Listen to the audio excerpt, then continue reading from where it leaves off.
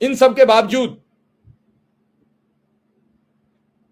के बावजूद हक जब मिलने की जरूरत आती है तो बीच में संजीव यादव जी, कल बात हुई थी, उनका कोई रिलेटिव है, उसकी डेथ हो गई है, तो उसमें वो फंसे हुए हैं। कोई 22 साल का उनका मामा का लड़का था, उसकी डेथ हो गई है, तो उसमें वो फंसे हुए हैं। या तो मैं आज भी कोशिश करूंगा, आज मैंने अजय सिंह जी को बुलाया हुआ है, तो कुछ ही पलों में अजय सिंह आ रहे होंगे और फिर हम अजय सिंह से बात करेंगे कि आज प्रधानमंत्री की मुलाकात में क्या रहा, मुख्यमंत्री से मुलाकात हुई उसमें क्या रहा।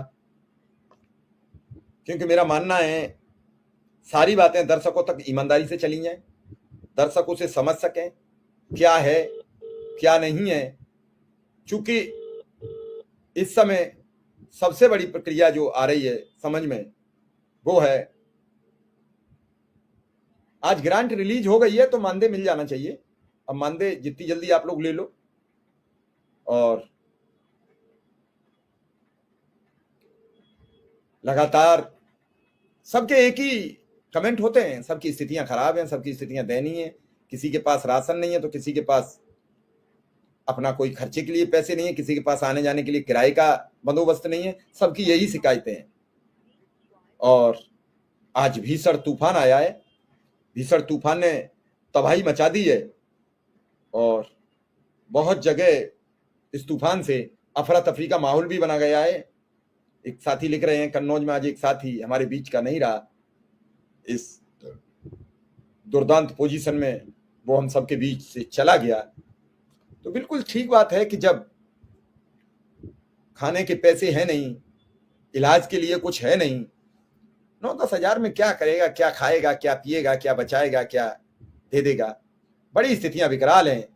ऐसे में जो लोग लगे हैं वो पूरी तरीके से प्रयास कर रहे हैं, कोशिश कर रहे हैं। अजय सिंह जी आ गए हैं हमारे साथ, अभी आपके समक्ष स्क्रीन पर होंगे, उनका स्वागत है। अजय सिंह, स्वागत है आपका और धन्यवाद। अजय जी, आज आपकी मुलाकात प्रधानमंत्री जी से करने का आपका प्रयास था, अच्छा प्रयास था। बात जाएगी तो आगे निकलेगी, बात बढ़ेगी नहीं तो रुक जाएगी। नहीं हो पाई वो एक अलग बात है, प्रयास होना चाहिए तो एक दिन मुलाकात भी होगी।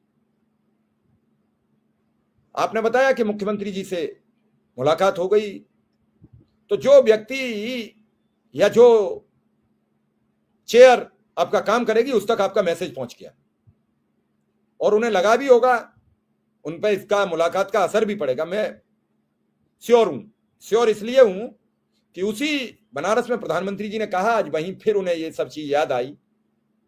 क्या रहा मुलाकात, कैसे हुई, क्या मुख्यमंत्री जी ने कहा?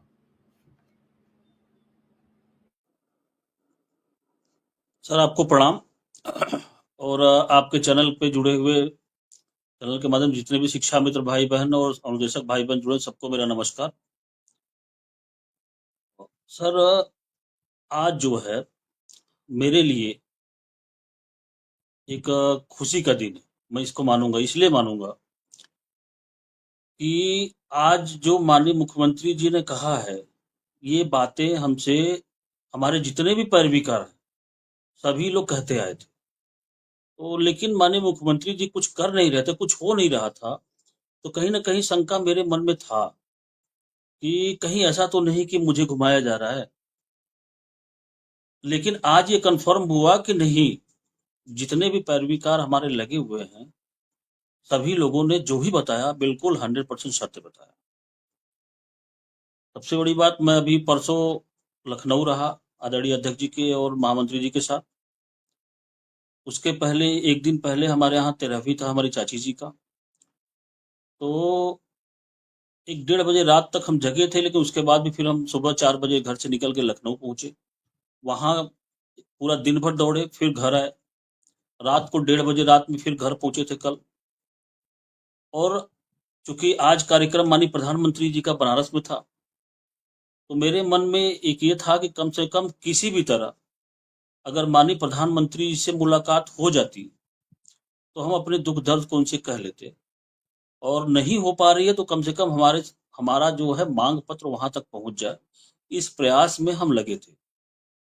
इसके लिए हमारे यहाँ कैबिनेट मंत्री माननीय अनिल राजभर जी, जिलाध्यक्ष बनारस भाजपा और एमएलसी श्री हंसराज विश्वकर्मा जी,